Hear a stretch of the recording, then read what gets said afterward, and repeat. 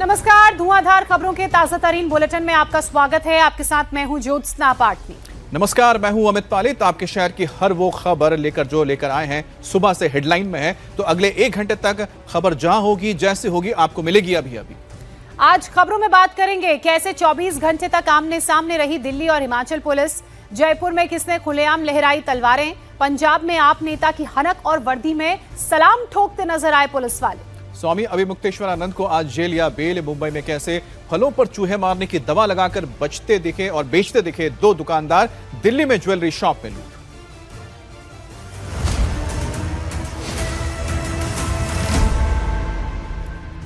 बड़ी खबर राजधानी दिल्ली से, जहां के चांदनी चौक इलाके में प्रदर्शन के दौरान विवादित नारे लगाए गए। इस दौरान प्रदर्शनकारियों ने जो जमीन सरकारी है उस जमीन को अपनी होने का दावा किया और नारे भी लगाए। कहा यह जमीन हमारी है। ये प्रदर्शन चांदनी चौक इलाके के रेहड़ी वालों ने किया, जिसमें रेहड़ी वालों से जुड़े कई संगठन शामिल हुए। मार्च टाउन हॉल से लाल किले तक ये प्रदर्शन हुआ। इसमें खास धर्म के लोग भी शामिल थे और वेंडर्स एक्ट 2014 को लागू करने की मांग को लेकर ये प्रदर्शन और नारेबाजी करने लगे। इनका कहना है कि एक्ट लागू नहीं होने से अतिक्रमण हटाने के नाम पर उन्हें परेशान किया जा रहा है। पिछले दिनों दिल्ली हाईकोर्ट ने जामा मस्जिद और उसके आसपास हो रहे अतिक्रमण का सर्वे करने का आदेश एमसीजी को दिया था। उसके बाद जामा मस्जिद और चांदनी चौक में अतिक्रमण के खिलाफ कार्रवाई चल रही है। उसी कार्रवाई का ये लोग विरोध कर रहे हैं। विरोध ही नहीं बल्कि नारेबाजी भी कर रहे हैं।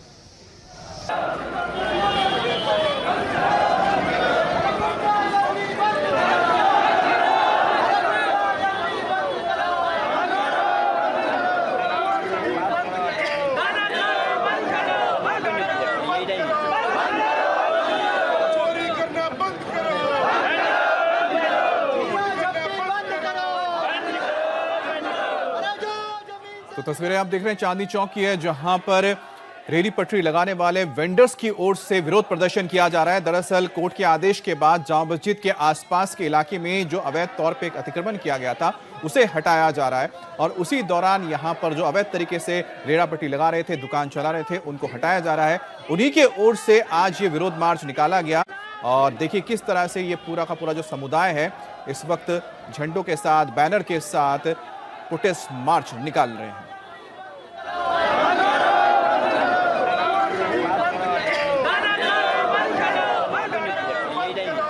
तो तस्वीरें आप देख रहे हैं जहां पर स्ट्रीट वेंडर्स की ओर से, उनके संगठन की ओर से एक मार्च निकाला गया और इस मार्च के दौरान आप देखिए किस तरह से लोग नारेबाजी भी कर रहे थे और आरोप लगा रहे थे गुंडागर्दी की जा रही है प्रशासन की ओर से। लेकिन मामला यह है कि अवैध तरीके से यहां पर दुकानें लगाई गई थी, फुटपाथ को पूरी तरह से बंद कर दिया गया था और उसे हटाने का काम किया जा रहा है कोर्ट के आदेश के बाद। बीजेपी पार्षद सुमन गुप्ता का कहना है कि चांदनी चौक इलाके में प्रदर्शन करने वाले बाहरी थे। उन्होंने सवाल पूछा कि पुलिस ने इन लोगों को नारे लगाने से क्यों नहीं रोका। नारेबाजी की तस्वीरें तो लगातार आपने देखी और सुनी।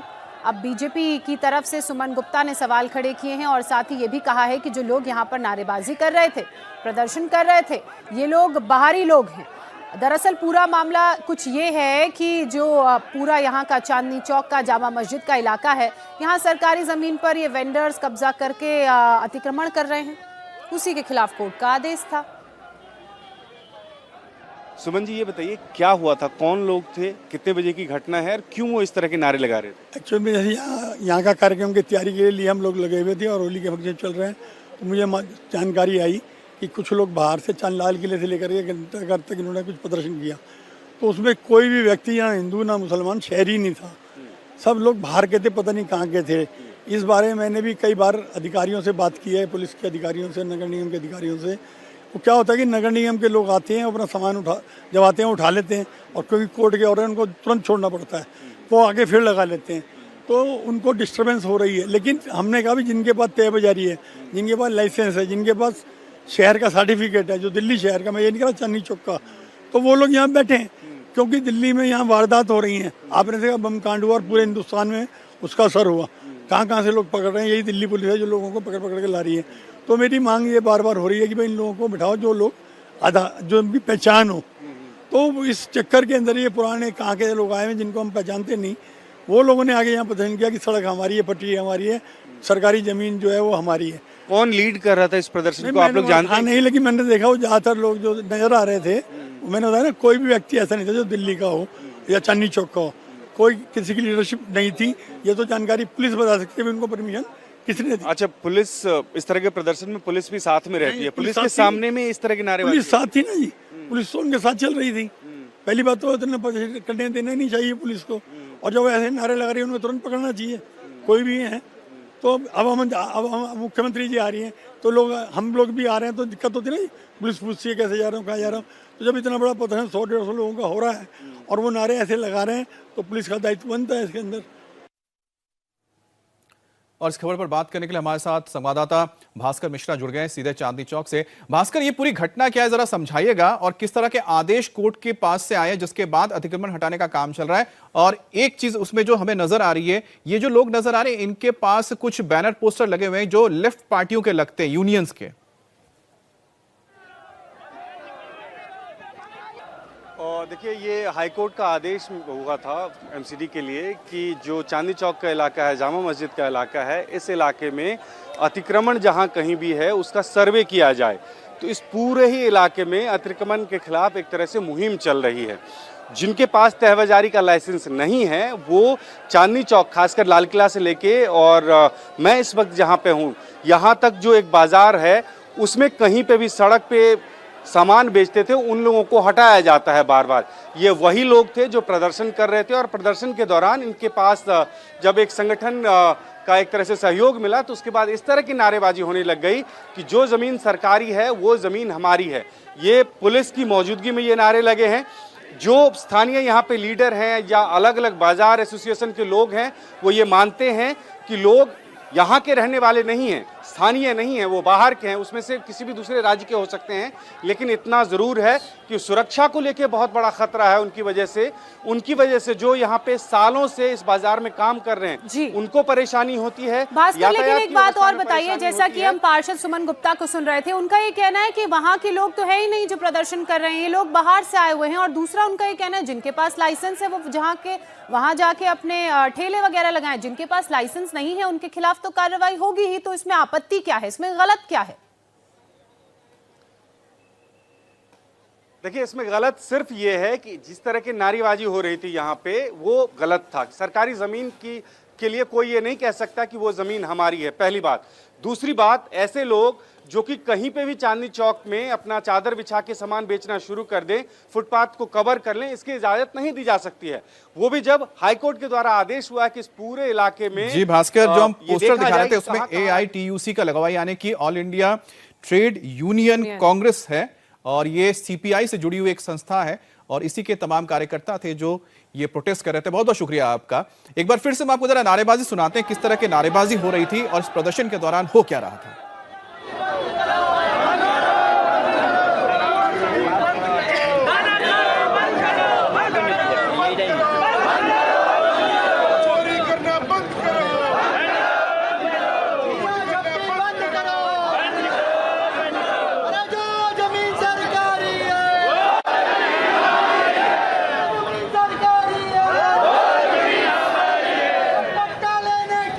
देखिए, सवाल तो उठता ही है, सरकारी जमीन इनकी कैसे हो सकती है, और इसी के खिलाफ हाईकोर्ट के ऑर्डर के बाद कार्रवाई की जा रही थी जिसका ये लोग विरोध कर रहे थे। अभी में अगली बड़ी खबर आपके अपने शहर जयपुर से, जहां दिन दहाड़े तलवारबाजी की घटना घटी। जयपुर में तलवारबाजों ने दहशत फैला दी। आधा दर्जन बदमाशों ने तलवारों से युवक पर हमला कर दिया। 2 बाइक पर सवार होकर 6 बदमाश पहुंचे। किसी के हाथ में तलवार थी तो किसी के हाथ में डंडा। पुरानी रंजिश में इस वारदात को अंजाम दिया गया। तस्वीरें आपके सामने हैं, आप देख सकते हैं। सड़क पर लोग जा रहे हैं, आ रहे हैं, अच्छी खासी लोगों की आवाजाही की भीड़ है, लेकिन बेखौफ बदमाश तलवार लेकर वहां आते हैं। 2 युवकों पर घर में घुसकर हमला कर देते हैं। भट्टा बस्ती इलाके की ये तस्वीरें हैं। घटना 23 फरवरी की है जिसका वीडियो अब सामने आया है। पुलिस ने इसी CCTV फुटेज के आधार पर 2 बदमाशों की पहचान कर ली है। उनकी गिरफ्तारी का काम किया जा रहा है। बाकियों की पहचान और तलाश दोनों जारी है। इस हमले में एक युवक के गंभीर रूप से घायल होने की खबर है। ये तस्वीरें आप देखिए, घर के अंदर घुसकर बेखौफ ये बदमाश हाथों में डंडे तलवार लेकर आते हैं, 2 लोगों पर हमला करते हैं और स्कूटी में बैठकर मौके से फरार हो जाते हैं। और ये सब कुछ वहां की भीड़ के सामने होता है।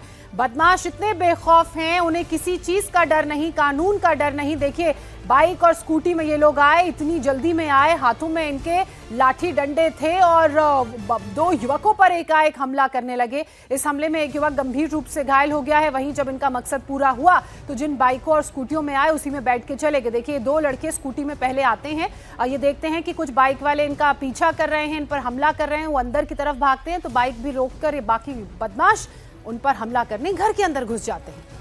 और हमारे साथ संवाददाता मनीष भट्टाचार्य जुड़ गए। मनीष, ये घटना किस वजह से हुई? कौन लोग थे? क्या एक ही समुदाय के लोग थे जिनके बीच ये मारपीट हुई है, ये हमले हुए हैं? जी हाँ, देखिए ये भट्टा बस्ती इलाके का मामला है, शास्त्री नगर का, और दोनों एक ही समुदाय के लोग हैं और दो पक्षों में ये विवाद हुआ है। विवाद पुरानी रंजिश का है। बताया जा रहा है कि पहले ही इन दोनों जो परिवार हैं इनके बीच में झगड़ा हुआ था और उसके बाद ये जो दो लड़के हैं दोनों परिवार के, वो सुबह आपस में खेल रहे थे और उसके बाद कहासुनी हुई और विवाद बहुत ज्यादा बढ़ गया। कुछ लोग आए स्कूटी सवार को मारने के लिए और उसके बाद घर में घुस गए तलवार डंडे लेकर। हालांकि पुलिस ने अभी कोई मामला दर्ज नहीं किया क्योंकि दोनों पक्षों की तरफ से कोई भी मामला दर्ज करने के लिए एफआईआर नहीं दी गई है। शांति भंग करने यानी 151 के आरोप में दो लोगों को हिरासत में लिया है। एक युवक जो कि घायल है उसको अस्पताल में भर्ती कराया गया है, लेकिन जो सीसीटीवी अब सामने आया है उसके आधार पर पुलिस इन लोगों को ढूंढ रही है, तलाश कर रही है और पूछताछ कर रही है कि आखिरकार और कौन लोग थे और ये तलवार और ये जो हथियार है ये कहां से लेकर आए। जाहिर सी बात है कि इसमें जो तस्वीरें आ रही है ज्योत्सना, इसमें साफ नजर आ रहे हैं आरोपी कौन है। लेकिन ध्यान देने वाली बात यह भी है कि ये बदमाश इतने बेखौफ हैं कि ना कानून का डर, ना पुलिस का डर, ना ही समाज की शर्म। बहुत शुक्रिया आपका तमाम जानकारी के लिए मनीष। और हिमाचल पुलिस के साथ हाई वोल्टेज ड्रामे के बाद दिल्ली पुलिस एआई प्रदर्शन के 3 आरोपियों को लेकर दिल्ली आ रही है। तीनों को आज दोपहर 3 बजे तक कोर्ट में पेश किया जाना है। इससे पहले कल रात को जब ड्रामा हुआ उसको लेकर बड़ा खुलासा हुआ है। सूत्रों के मुताबिक तीनों को देर रात जज के सामने पेशी को लेकर हिमाचल पुलिस जानबूझकर दिल्ली पुलिस की टीम को गुमराह करती रही। हिमाचल पुलिस कहती रही कि उन्हें जल्द से जल्द जज के सामने पेश किया जाएगा।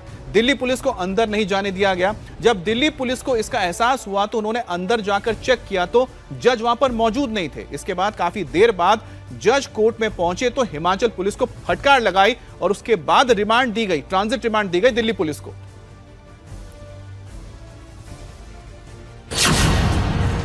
खाकी वर्सेस खाकी, क्यों इतनी जंग छिड़ गई?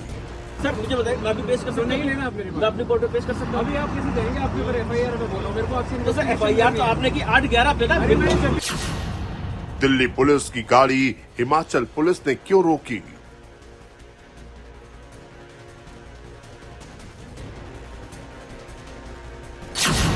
शर्टलेस प्रोटेस्ट पर हंगामा, बॉर्डर पर 24 घंटे ड्रामा।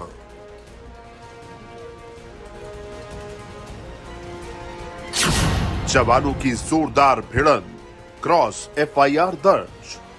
और ये तीनों जो दूसरा आरोपी जो है वो पीछे स्कॉर्पियो में है। अब तक 11 गिरफ्तार, कहां तक साजिश के तार? एक बार फिर सुनिए कैसे हुई दिल्ली और हिमाचल पुलिस के बीच आपस में बहसबाजी। मैं अपनी कोर्ट में पेश कर सकता हूं? अभी आप किसी देंगे आपके ऊपर एफआईआर में बोलो मेरे को आपसे। तो सर एफआईआर तो आपने की 8-11 पे था। मैंने जब भी की मेरे को आपसे। सर एक मिनट मैं पहले एफआईआर, मेरी एफआईआर रजिस्टर है 20 तारीख की। देखो 20 तारीख में मैं आज सुबह अरेस्ट कर चुका हूँ। अरेस्ट करके मैं ले जा रहा हूँ जहाँ मुझे आपने रोक रखा है पूरे दिन भर पे, और अब मुझे नाके पे आप रोक रहे हैं। सबसे बड़ा काम की बात कर रहे हैं आपके ऊपर एफआईआर कोऑपरेट करिए, मेरे को जांच करिए, मेरे को जांच करिए। मैं आपको यही नहीं, ठीक है, मैं आपको ये देखो मैंने जो सुनना, मेरी एफआईआर आपकी बात सुन ली, ठीक है। मैंने जब आपको सुबह ही बोला था आपके पास कोई लीगल डॉक्यूमेंट नहीं है, आप लोगों को लेके जा रहे हैं, आपके पास एक भी डॉक्यूमेंट आपने अपना देखा है। मैंने कहाँ देख लिया, एक आपने डॉक्यूमेंट नहीं दिखाया है। सर अभी देख लीजिए, आपने कोई डॉक्यूमेंट नहीं दिखाया है। तो आपने इतनी देर में ट्रांजिट रिमांड क्यों नहीं लिया? सर आप कोर्ट से कितने बजे निकला हूँ? मुझे वो नहीं पता। मैं आपको एक बात बता रहा हूँ, अभी एक एफआईआर रजिस्टर हुई है आपके ऊपर। आप कोऑपरेट कर रहे हैं कि नहीं कर रहे? बिल्कुल कर रहा हूँ। कर रहे हैं ना? हाँ तो आ जाइए, आप ही कैमरे बंद करिए और मेरे को जो मुझे कार्रवाई करनी है वो मुझे कार्रवाई करनी है। हम यही बैठे। हाँ आ जाओ। सर मुझे बताइए, मैं भी पेश कर सकता हूं? नहीं लेना आप मेरी बात। मैं अपनी कोर्ट में पेश कर सकता हूं? अभी आप किसी देंगे आपके ऊपर एफआईआर। मैं अभी अपनी फाइल लेके आता हूँ, मैं अपनी FIR दिखाता हूँ। एक मिनट सर, मीडिया के सामने कराते हैं। एक मिनट, एक इन्वेस्टिगेशन आप मीडिया के सामने कराते हैं। अब तो ट्रायल आप नहीं है। ट्रायल मीडिया करता है। एक पुलिस वाला बोल रहा है सर मैं ये नहीं कह रहा हूँ। एक मिनट, मैंने FIR ट्रायल यहाँ सर एक मिनट बोल लेंगे, क्योंकि आप जो कर रहे हैं अभी, मैं कुछ नहीं कर रहा, मैं आपको बोल रहा हूँ एक पुलिस वाले को काम करने से रोक ले, आपके ऊपर FIR दर्ज है, आप 3 बंदों को अगवा करके ले जा रहे हैं, ठीक है? तो ज्वाइन करिए इन्वेस्टिगेशन। आपको इतनी सी बात बोल रहा हूँ, नहीं तो हम करवाएंगे। आपको करना तो पड़ेगा, आपको इन्वेस्टिगेशन ज्वाइन करनी पड़ेगी, बस इतनी सी बात है। ठीक है, अब मैं एक बात बोलूं, अब सुनिए, मेरी FIR है किस तारीख की? 20 तारीख की FIR में अरेस्ट मैंने किया आज मॉर्निंग में, ठीक है, जिसमें कि ऑलरेडी अरेस्ट हो चुके हैं 9 लोग अरेस्ट हो चुके हैं, उनके ऑलरेडी PC रिमांड आ चुके हैं। आज मैं सुबह अरेस्ट करके ला रहा हूँ, सुबह से मुझे आपने कोर्ट में सर सुनिए तो कहा जा रहा है सर, प्लीज सर वहाँ पे थे। खाकी वर्सेस खाकी का ये हाई वोल्टेज ड्रामा शिमला की सड़कों में रात भर जारी रहा। स्पेशल सेल जिन कांग्रेसी कार्यकर्ताओं को गिरफ्तार करके लेकर आई है, उनमें से उत्तर प्रदेश के अमेठी का सौरभ है, सुल्तानपुर का अरबाज है और तीसरा आरोपी सिद्धार्थ है जो मध्य प्रदेश रीवा का रहने वाला है। इनमें से कोई भी हिमाचल का रहने वाला नहीं है, ये सभी फरार होकर हिमाचल छिपे थे। कांग्रेस IT सेल में काम करने वाला सिद्धार्थ थार लेकर पहुंचा था और इन्हीं की गिरफ्तारी के लिए दिल्ली पुलिस की स्पेशल सेल हिमाचल प्रदेश गई थी, लेकिन वहां पुलिस से ही टकराव हो गया। कई मौकों पर हिमाचल पुलिस से टकराव हुआ, पहले सीमा में प्रवेश को लेकर टकराव हुआ, फिर गिरफ्तारी को लेकर टकराव हुआ, उसके बाद वापस लाने को लेकर टकराव हुआ। कुमार सोनू हमारे सहयोगी हमारे साथ जुड़ चुके हैं। कुमार सोनू, देखिए जो मामला AI समिट में सामने आया, जिस तरह से शर्टलेस प्रदर्शन हुआ, उन आरोपियों की गिरफ्तारी हो रही है, ये हर कोई जानता है। आरोपी हिमाचल प्रदेश के हैं भी नहीं, फिर भी हिमाचल प्रदेश की पुलिस को दिल्ली पुलिस का सहयोग करने में इतनी दिक्कत क्यों हो रही थी? ये पूरा मामला क्या है? देखिए, आरोपी कहीं के भी हों, मुद्दा ये नहीं है। मुद्दा ये है कि आखिर इस मामले को पूरा पॉलिटिसाइज क्यों किया जा रहा है, और वो भी एक स्टेट की प्रोफेशनल पुलिस के द्वारा। आपको बता दें कि दिल्ली पुलिस जो है समिट वाले मामले में जो प्रदर्शन हुआ भारत मंडपम में, उसके मामले में 3 आरोपियों को पकड़ने के लिए हिमाचल पहुंची, शिमला पहुंची। उसके बाद उनको पकड़ा गया, एक रिजॉर्ट से पकड़ा गया जहां पे वो रुके हुए थे, तीनों के तीनों। उनकी गाड़ी को जब्त किया गया, DVR को जो है जब्त किया गया। लेकिन अब पुलिस उन्हें लेकर आ रही है तो आप जो पहले रास्ता रोक देते हैं, उसके बाद कोर्ट से परमिशन लेते हैं। वो कोर्ट से परमिशन मिलने के बाद फिर उन्हें जो है 3 जगह बैरिकेड करके रोका जाता है, शिमला में और दूसरी जगह 2 जगह और उन्होंने बैरिकेड लगाया पुलिस ने। तो ये एक अनप्रोफेशनल रवैया जो है वो प्रोफेशनल पुलिस का दिखता है, और जिसमें 2 पुलिस के जो है आला अधिकारी आपस में बहस कर रहे हैं। दिल्ली पुलिस के जो ACP है राहुल विक्रम, वो बता रहे हैं कि हमारे पास FIR है 20 तारीख की, जिसमें ऑलरेडी 8 लोग गिरफ्तार हो चुके हैं, 3 और हम लोगों ने पकड़े हैं जिनकी हम गिरफ्तारी डाल चुके हैं, अरेस्टिंग डाल चुके हैं। उसके बावजूद जो है आप हमें रोक रहे हैं। ये पूरा हाई वोल्टेज ड्रामा जो है सड़क पर चलता रहा मीडिया के कैमरों के सामने, जिससे जो है कहीं ना कहीं हिमाचल प्रदेश की जो पुलिस है उसकी किरकिरी जरूर हुई है।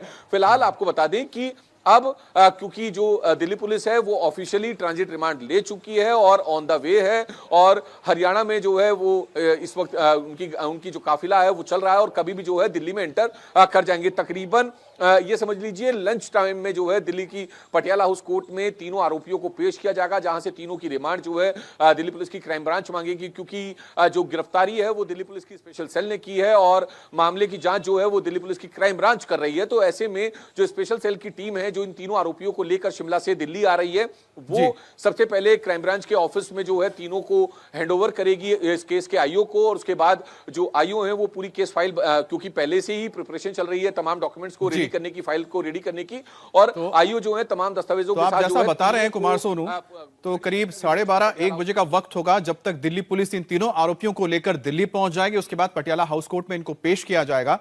और देखिए कि जो तस्वीर हम दिखा रहे थे, जैसा कि कुमार सोनू भी बता रहे थे कि बहुत हैरानी की बात है कि एक प्रोफेशनल पुलिस है हिमाचल प्रदेश की, उनके सामने गाड़ी है जिसपे दिल्ली पुलिस का लोगो लगा हुआ है, दिल्ली पुलिस के अधिकारी हैं, अपना आई कार्ड भी दिखा रहे हैं, सब दिखा रहे हैं। उसके बावजूद तो कह रहे हैं कि 3 आरोपियों को अगवा करके ले जा रहे हैं, जिनके खिलाफ वारंट तक निकला हुआ है, कोर्ट के आदेश तक है। तो अपने आप में बहुत बड़े सवाल खड़े करता है। हमें तो ऐसा लगता है कि हिमाचल प्रदेश पुलिस इन आरोपियों को बचा रही है, उनको सपोर्ट कर रही है। बहरहाल बहुत शुक्रिया कुमार सोनू आपका तमाम जानकारी के लिए। और बड़ी खबर पंजाब से, जहां पर आप नेता के एक वीडियो को लेकर घमासान छिड़ गया। दरअसल गुरदासपुर के बटाला से सामने आए प्री वेडिंग शूट के एक वीडियो से सियासी बवंडर खड़ा हो गया है। वीडियो में आप चेयरमैन और वहां लोकल लीडर मानिक मेहता नजर आ रहे हैं और इस प्री वेडिंग शूट में असली पुलिसकर्मी एक्टिंग कर रहे हैं। वीडियो में नेता के इशारे पर इंस्पेक्टर काम कर रहे हैं। पूरा वीडियो सामने आने के बाद पंजाब में पुलिस प्रशासन के रवैये पर सवाल उठने लगा है। वीडियो सामने आने पर पंजाब पुलिस ने भी एक्शन लिया है। पुलिस इंस्पेक्टर सुरेंद्र सिंह समेत वीडियो में दिख रहे 3 पुलिस वालों को लाइन हाजिर कर दिया गया है। लेकिन ये तस्वीर देखिए तो आप समझेंगे किस तरह से पुलिस का यहां पर इस्तेमाल किया गया। प्री वेडिंग शूट का यह वीडियो सामने आने के बाद विपक्ष अटैकिंग मोड में है। पंजाब में लॉ एंड ऑर्डर के मुद्दे पर अब भगवंत मान सरकार को कटघरे में खड़ा किया जा रहा है। वीडियो के जरिए आप चेयरमैन पर गन कल्चर को बढ़ावा देने का आरोप तक लग रहा है। पहले तो पंजाब पुलिस के किरदार पर सवाल खड़े किए जा रहे हैं। ऐसे में पुलिस महकमा अब एक्शन मोड में आ गया है। बटाला के डीएसपी तेजिंदर पाल सिंह ने इस पूरे मामले में जांच की बात कही है और बिना किसी अनुमति के पुलिसकर्मियों के इस वीडियो में शामिल होने को गलत बताया है। डिपार्टमेंटल जांच के भी आदेश दे दिए गए हैं। आरोपी इंस्पेक्टर की ओर से वीडियो में नेता मानिक मेहता के सैल्यूट करने पर भी सवाल खड़े हो रहे हैं। पुलिस इस मामले में भी तफ्तीश कर रही है। जो भी इस मामले में दोषी होगा उसके खिलाफ एक्शन लिया जाएगा, लेकिन जो मैसेज इस वीडियो के जरिए दिया जा रहा है वो भी गलत है। सोशल मीडिया ਤੇ ਇੱਕ ਵੀਡੀਓ ਚੱਲ ਰਹੀ ਹੈ ਜਿਸ ਵਿੱਚ ਟ੍ਰੈਫਿਕ ਸਟਾਫ ਬਟਾਲਾ ਦੇ ਕੁਝ ਮੁਲਾਜ਼ਮ ਦਿਖਾਈ ਦੇ ਰਹੇ ਹਨ। ਇਹਨਾਂ ਮੁਲਾਜ਼ਮਾਂ ਵੱਲੋਂ ਵਿਦਆਊਟ ਪਰਮਿਸ਼ਨ ਆਫ ਡਿਪਾਰਟਮੈਂਟ ਜਿਹੜੀ ਇਹ ਸ਼ਮੂਲੀਅਤ ਕੀਤੀ ਗਈ ਹੈ, ਜੋ ਕਿ ਅਤੀ ਨਿੰਦਣਯੋਗ ਹੈ ਔਰ ਇਸ ਦੇ ਸੰਬੰਧ ਵਿੱਚ ਡਿਪਾਰਟਮੈਂਟਲ ਐਕਸ਼ਨ ਲਿਆ ਗਿਆ ਹੈ ਔਰ ਜਿਸ ਦੀ ਵਿਭਾਗੀ ਪੜਤਾਲ ਕੀਤੀ ਜਾ ਰਹੀ ਹੈ ਔਰ समय अनुसार जो जो तथ्य सामने आउणगे विभागी पड़ताल च उस अनुसार इन्हां दे खिलाफ कार्रवाई की जाएगी। अब प्री वेडिंग शूट में पुलिस कर्मियों के इन्वॉल्व होने पर पंजाब में सियासी पारा गरमा गया है। कांग्रेस नेता प्रताप सिंह बाजवा ने आरोप लगाया कि पंजाब में लॉ एंड ऑर्डर खत्म हो गया, तो वहीं पर अकाली दल के नेता विक्रम मजीठिया ने अरविंद केजरीवाल और भगवंत मान पर अटैक किया और कहा कि जो वीआईपी कल्चर के खिलाफ इलेक्ट होकर आए हैं वही अब इससे ऊपर गन कल्चर को भी प्रमोट करने लगे हैं। हम कुछ भी कहेंगे उस पर कोई पुलिस पर असर नहीं होगा, क्योंकि ये एडमिनिस्ट्रेशन ने तो खुद ही पुलिस वालों को कहा हुआ है। प्री वेडिंग शूट पर एक मार्केट कमेटी के चेयरमैन को और यूनिफॉर्म्ड पुलिस वाले दिए जा रहे हैं, तो ये मुंह बोलती तस्वीर है कि इनकी प्रायोरिटीज ही गलत है। एक होता है लोगों को बचाना, एक होता है अपने लोगों को उनकी लोगों में बात बनाने की कोशिश करनी, एक फर्जी बात। तो हम इस बात को कंडेम नहीं करेंगे, मगर ऐसी गवर्नमेंट जो कंप्लीटली इनसेंसिटिव, आप समझते हो भगवंत मान इस पर एक्शन करेगा? Not at all. Punjab police का जिसका मेन काम है लॉ एंड ऑर्डर, लोगों को सेफ्टी एंड सिक्योरिटी यकीनी बनाना, ये एक प्री वेडिंग शूट में ये शामिल हो रहे हैं। आम आदमी पार्टी तो बोलती थी, केजरीवाल बोलते थे कि हम वीआईपी कल्चर खत्म करेंगे। अगर आज हालात ये बन गए है कि किसी की प्री वेडिंग शूट, जो इनकी पार्टी के चेयरमैन हैं, वो अगर अपनी शादी की प्री वेडिंग शूट में पुलिस के मुलाजिम, पुलिस के एएसआई, सब इंस्पेक्टर एक शूट में शामिल होंगे तो लॉ एंड ऑर्डर कब प्रोवाइड होएगा? पुनीत परिंजा हमारे सहयोगी इसी खबर पर हमारे साथ जुड़ चुके हैं। पुनीत, देखिए, प्री वेडिंग शूट किया जाए उसमें कोई आपत्ति नहीं है, लेकिन प्री वेडिंग शूट में रियल पुलिस का इस्तेमाल हो रहा है, मैसेज भी गलत दिया जा रहा है। जो लड़की आ रही है उसने हेलमेट नहीं पहना और नेताजी के कहने पर पुलिस छोड़ देती है, यानी कि लॉ एंड ऑर्डर की सीधे सीधे किरकिरी। बिल्कुल बिल्कुल, लॉ एंड ऑर्डर की सीधे सीधे किरकिरी। और वहीं दूसरी तरफ इस प्री वेडिंग शूट में गन कल्चर को भी प्रमोट किया गया है, जिसको लेकर पंजाब सरकार लगातार ये दावा करती रही है कि गन कल्चर प्रमोट करने वालों के खिलाफ कार्रवाई की जाएगी। लेकिन बावजूद इसके इस प्री वेडिंग शूट में भी गन कल्चर को प्रमोट किया गया। ना सिर्फ गन कल्चर को प्रमोट किया गया, बल्कि एसएचओ और एसआई रैंक के अधिकारी जो है वो सल्यूट करते हुए नजर आते हैं, चलान की कॉपी फाड़ते हुए नजर आते हैं।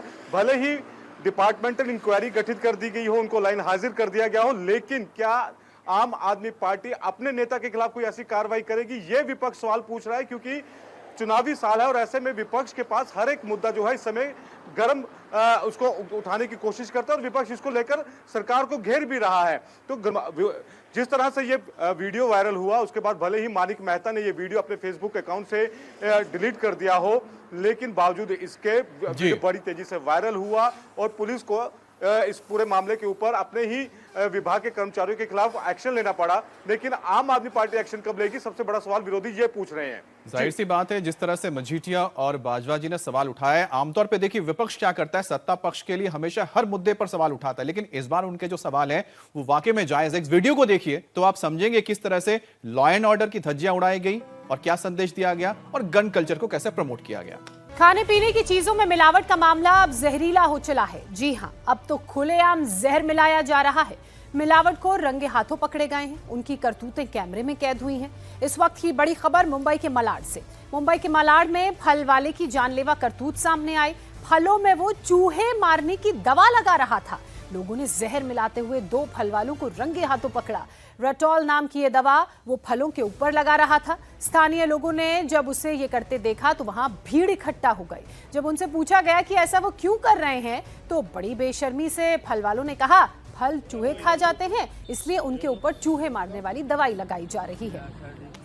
वहां मौजूद लोगों ने फल वालों को पकड़ लिया, उनकी पिटाई भी शुरू कर दी। बाद में पुलिस को जानकारी दी गई, पुलिस मौके पर पहुंची। पुलिस ने दुकान को सील कर लिया और 2 फल वाले विक्रेताओं को गिरफ्तार कर लिया। ये मामला जो सामने आया है बेहद परेशान करने वाला है। चूहों से फल को बचाने के लिए आम लोगों की सेहत और उनकी जिंदगी के साथ खिलवाड़ हो रहा है। ये फल बच्चे खाते हैं, बुजुर्ग खाते हैं, आम लोग खाते हैं, बीमार लोग खाते हैं। ऐसे में आप ये समझ सकते हैं कि ये कितना खतरनाक जानलेवा खेल मुंबई के मलाड में चल रहा था। ये खबर जिसने भी सुनी वो हैरान रह गया। फलों पर चूहे मारने की दवा लगाना वाकई हैरान करने वाला है। ये खबर उससे ज्यादा हैरान करने वाली है। मुंबई के मलाड में लोगों ने 2 फल वालों को ऐसा करते हुए रंगे हाथों पकड़ा। ये लोग फलों के ऊपर रेटॉल नाम की दवा का लेप लगा रहे थे। लोगों ने जब सख्ती से पूछा तो पता चला कि चूहों से बचाने के लिए ये सब कर रहे थे। फलों पर चूहे मारने की दवा, इस वीडियो ने डरा दिया।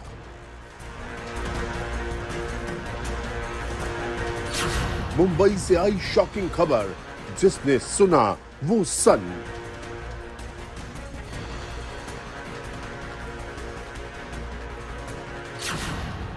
दो फल बेचने वाले गिरफ्तार, कहां तक जुड़े तार।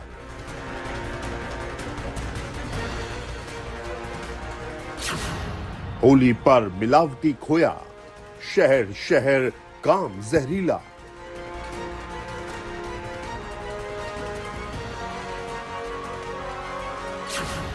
आटा दाल दूध मसाले, पड़ ना जाए जान के लाले। अब ये फल वाला क्या कह रहा है जब इससे सवाल पूछा गया तो वो भी सुनिए। वीडियो मैं खराब केले में इधर दो वो दिखाओ यार सर देखियो थोड़ी बताइए लगा दिया है पूरा। देख ये लोग आए ये देखिए ये बच्चे लोग खाते हैं, ये तो इधर ये लगा रहा है। मेरी बात सुन, ये देखिए ये काइको लगा रहा है, ये मैं अभी लेने वाला था। ये देखिए सब पूरा इधर लगा के रखा है। मैं खराब केले में, अरे तो ये तू तेरा चूहा खाएगा तो उसके बदले तू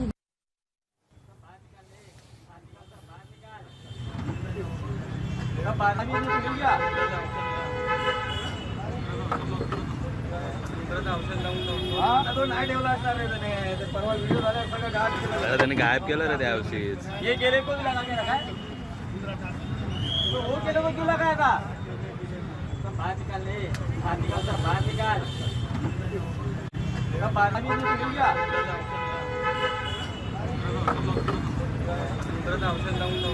तो नाही ठेवला असता रे त्याने। तो ये तस्वीरें आप देख रहे हैं किस तरह से जो लोग वीडियो बना रहे थे, जिन्होंने खुलासा किया इस पूरी घटना का। अब जब उन्होंने ये पूछा कि तू फल में अगर लगा रहा है, यानी कि आप अगर फल में ये चूहे मारने की दवा लगा रहे हैं तो वो तो चूहा खाएगा कि नहीं खाएगा नहीं पता, लेकिन हम जैसे कई लोग होंगे जो इसको खरीदेंगे, घर ले जाके खाएंगे।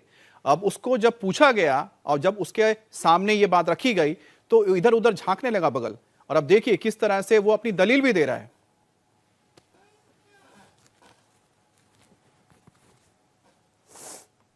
मुंबई के मलाड की तस्वीरें आप देख रहे हैं। फल वाले का ठेला है, बहुत सारे फल हैं, सेब है, अनार है, चीकू है। लेकिन हैरान करने वाली बात यह है कि रेटॉल नाम की एक दवा ये इन सारे फलों में लगा रहा था। कुछ लोग जो फल खरीदने के लिए पहुंचे, उन्होंने ये दवा लगाते हुए इसे पकड़ लिया।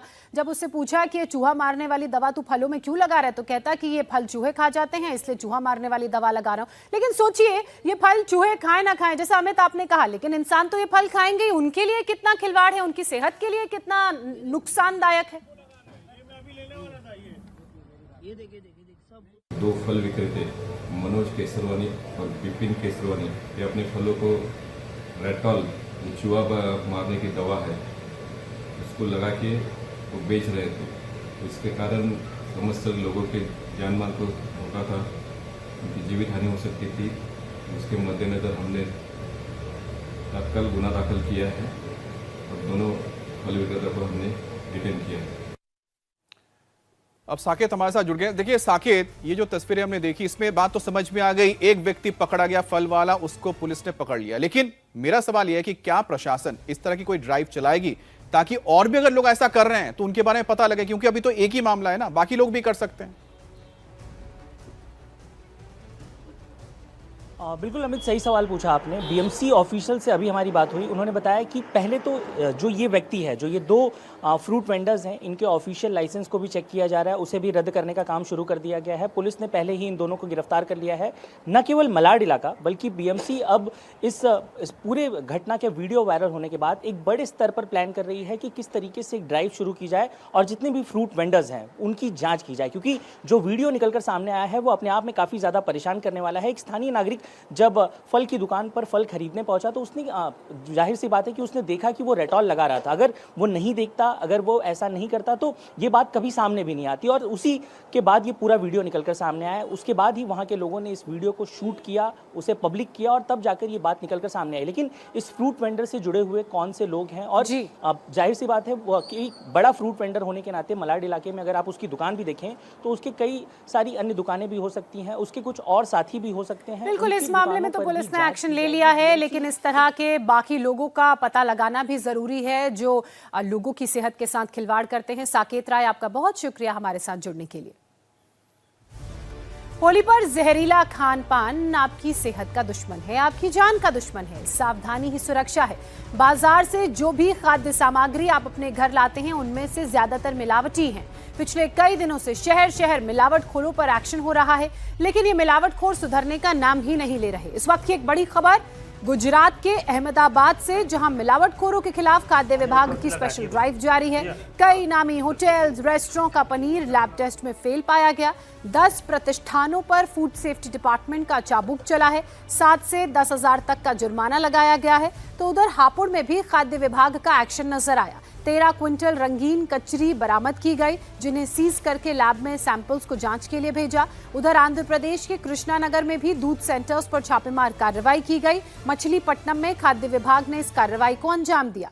होली का पर्व आने वाला है, ऐसे में मिलावटखोरों के लिए ये लॉटरी से कम नहीं। भले ही इसकी कीमत सेहत को नुकसान और कभी कभी तो जान गंवाकर क्यों ना चुकानी पड़े। शहर शहर खाद्य विभाग की टीम एक्शन में है। हर रोज कहीं ना कहीं किसी ना किसी शहर से इस तरह की खबरें सामने आती हैं कि मिलावटखोरों पर विभाग की टीम ने एक्शन लिया, लेकिन इनकी करतूतों पर नकेल कसना जरूरी है, जो फिलहाल मुमकिन होता हुआ नहीं दिख रहा है। अहमदाबाद में खाद्य विभाग का स्पेशल जो ड्राइव चली, इसके तहत पनीर के सैंपल्स लिए गए। जांच में 10 प्रतिष्ठानों का सैंपल फेल हो गया, जिसके बाद 7 से 10,000 रुपए तक का जुर्माना लगाया गया। उधर उत्तर प्रदेश के हापुड़ में 13 क्विंटल रंगीन कचरी जब्त की गई। फैक्ट्री में पैरों से सेवैयां बनाई जा रही थी। गुप्त सूचना के आधार पर इस कार्रवाई को अंजाम दिया गया।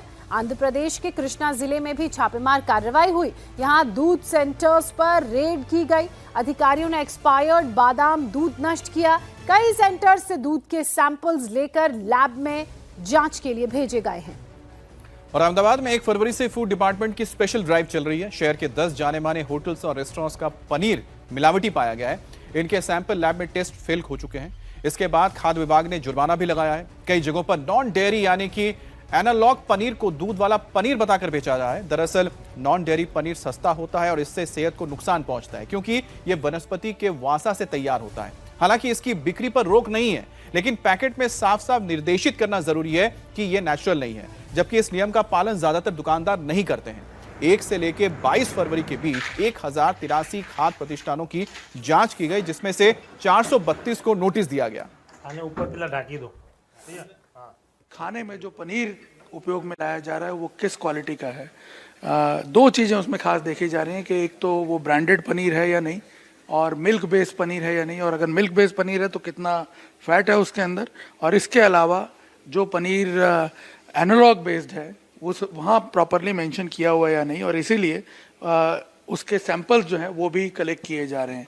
जैसे हम इस रेस्टोरेंट में पहुँचे हैं अहमदाबाद के सिंधु भवन इलाके में, यहाँ पे ये जो पनीर का सैंपल लिया जा रहा है ये एक मिल्क बेस्ड पनीर बताया जा रहा है। अब मिल्क बेस्ड पनीर है तो भी कॉरपोरेशन की तरफ से ये देखा जा रहा है कि जो फैट इसमें क्लेम किया हुआ है वो जो रिक्वायर्ड फैट परसेंटेज होना चाहिए पनीर में वो इसमें है या नहीं, इसीलिए इसके सैंपल्स भी लिए जा रहे हैं। कॉरपोरेशन की अलग अलग जो फूड इंस्पेक्टर्स हैं वो शहर के जो जितने भी जोन्स हैं वहाँ घूम करके अलग अलग रेस्टोरेंट्स में सैंपल्स कलेक्ट कर रहे हैं। पिछले 1 तारीख से 1 फरवरी से ये ड्राइव लगातार चल रही है। करीब 600 से ज़्यादा सैंपल्स जो हैं वो कलेक्ट किए गए पूरे शहर में, और उसके बेसिस पे जो रिजल्ट्स आए हैं उसमें 10 अलग अलग जो फूड जॉइंट्स हैं उनको नोटिस भी इशू किए गए हैं। 5 रेस्टोरेंट्स ऐसे उसमें मिले जहाँ पे जो मिल्क फैट क्लेम किया गया था वो रिक्वायर्ड परसेंटेज से कम पाया गया, और 5 ऐसे रेस्टोरेंट मिले जहाँ पे एनालॉग पनीर यूज़ हो रहा था और उसमें वेजिटेबल फैट की मात्रा जो है वो ज़्यादा है। वेजिटेबल फैट की मात्रा यदि ज़्यादा होती है पनीर में तो वो आपकी हेल्थ को नुकसान भी कर सकता है, कोलेस्ट्रॉल बढ़ा सकता है बॉडी में।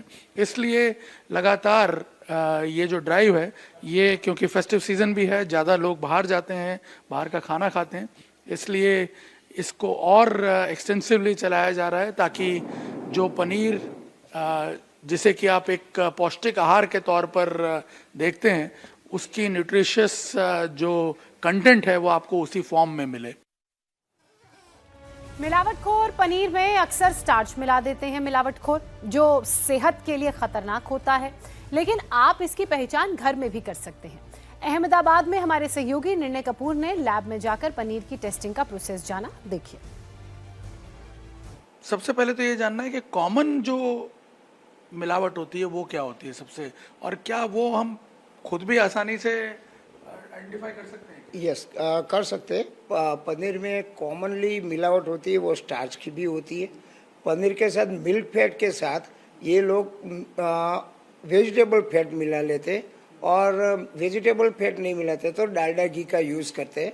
तो हम यहाँ पहले स्टार्च का टेस्टिंग करेंगे कि पनीर में जो मिला है वो उसमें स्टार्च कैसे घर पे चेक कर सकते हैं। जो पनीर होता है उसको श्रेडेड करके फिर इसमें से थोड़ा पानी डालो, फिर उसमें अपने टिंचर आयोडीन डालने से पता चल जाएगा कि टिंचर आयोडीन डालने से स्टार्च पॉजिटिव होगा तो ब्लैक कलर आएगा, अगर नहीं है तो फिर उसमें वो कुछ मिलावट भी नहीं आएगी, ये पता चल जाएगा। ये डालने के बाद इसको आपको हिला के देखना है और फिर आपको पता चलेगा कि पनीर में स्टार्च की मिलावट की हुई या नहीं। ये स्टार्च किस लिए मिलाते हैं? फैट बढ़ाने के लिए, फिर वो पनीर का बाइंडिंग के लिए बनाते हैं। अच्छा, तो यहाँ पे जैसे हम देख रहे हैं कि ये जो सैंपल है इसमें ब्लैक कलर आना शुरू हो गया है, और ये यानी इसमें स्टार्च मिला हुआ है और इसमें स्टार्च नहीं मिला हुआ है। और खबर यूपी के हापुड़ से है, जहां पर रंगीन कचरी के नाम पर मिलावटी साजिश हो रही थी। गुप्त सूचना के आधार पर खाद्य विभाग के ऑफिसर्स ने दबिश दी तो उनके भी होश उड़ गए। छापेमारी में गढ़मुक्तेश्वर इलाके में ये कार्रवाई हुई। यहां पर 13 क्विंटल रंगीन कचरी जब्त की गई है, साथ ही पैरों से सेवैयां बनाई जा रही थी।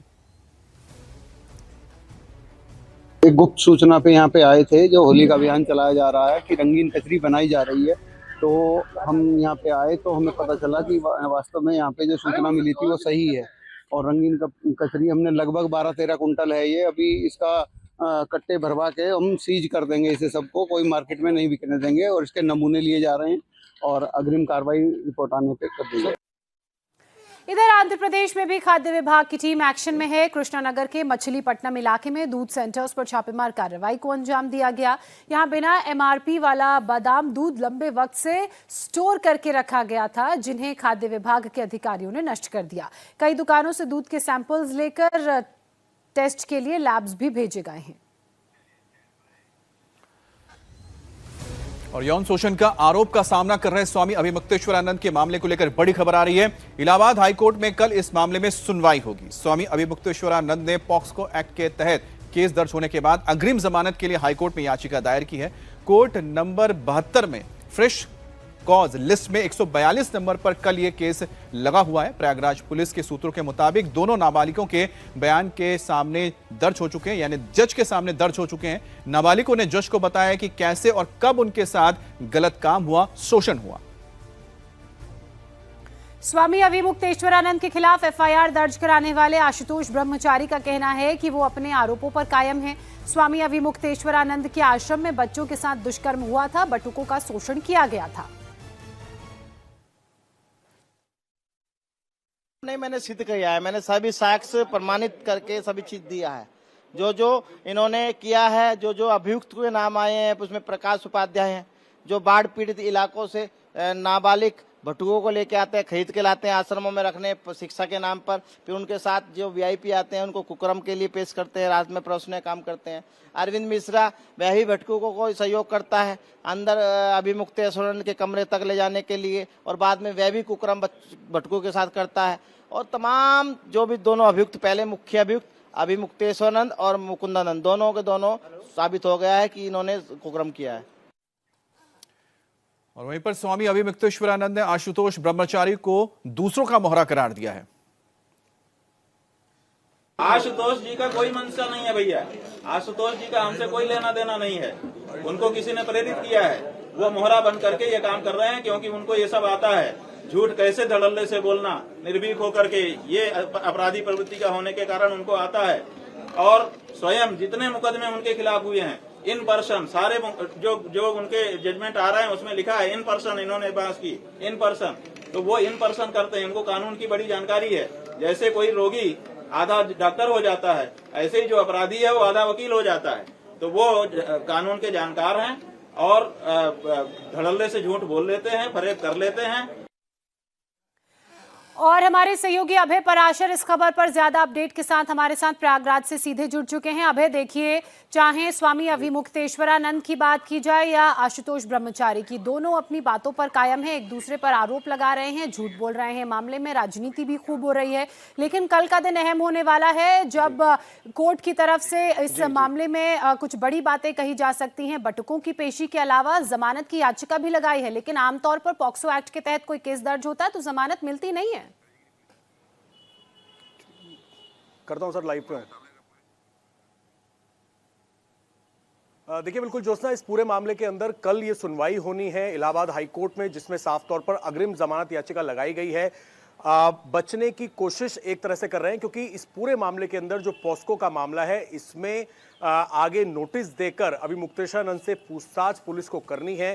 पुलिस फिलहाल सबूत जुटा रही है। हर उन स्पॉट पर जाकर पुलिस इस पूरे मामले को पूरी तरीके से वेरीफाई करना चाहती है। लेकिन जो दोनों ही नाबालिग बच्चे हैं, उन्होंने इलाहाबाद हाईकोर्ट के अंदर अपने स्टेटमेंट जज के सामने दिए हैं, और वही स्टेटमेंट दिए हैं जो पुलिस के सामने दिए थे कि बच्चों के साथ यौन शोषण हुआ है। जो हमारे सूत्र हैं उनका साफ तौर पे ये कहना है कि बच्चों ने ये बात बताई है कि उनके साथ एक जगह नहीं बल्कि कई जगहों पर, कई शिविरों में उनके साथ यौन शोषण हुआ है। महाकुंभ के दौरान भी प्रयागराज में, इसके साथ ही माघ मेले में, और इससे पहले जोशीमठ और केदारनाथ के शिविर में भी बच्चों के साथ यौन शोषण हुआ है। मेडिकल रिपोर्ट में भी इस बात की पुष्टि हुई है, और यही वजह है कि अब पुलिस इस पूरे मामले में अभिमुक्तेश्वरानंद से, मुकुंदानंद से पूछताछ करना चाहती है। उससे पहले अग्रिम जमानत याचिका लगाई है, जो मामला लिस्ट हो गया है। कल ये मामला सुना जाएगा इलाहाबाद हाईकोर्ट में। उसमें देखने वाली बात होगी क्या अग्रिम जमानत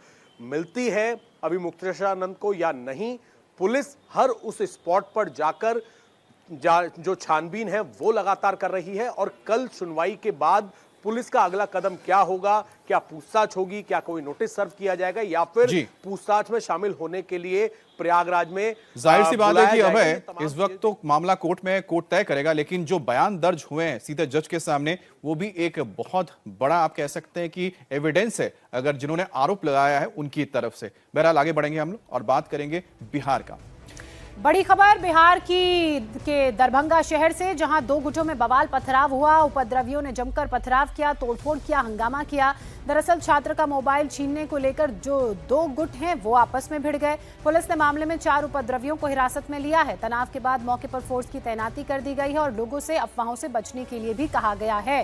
दरभंगा से ये खबर है जहां 2 गुटों में बवाल हो गया। बवाल फोन छीनने को लेकर हुआ। उपद्रवियों ने जमकर पथराव, तोड़फोड़ और हंगामा किया और अचानक हुई पत्थरबाजी से इलाके में अफरा तफरी मच गई है। हालात बिगड़ता देख के पुलिस को तुरंत यहां पर भेजा गया। पुलिस ने मोर्चा संभाला, लेकिन जिस वक्त हंगामा हो रहा था दरभंगा में उसकी तस्वीर आप देखिए।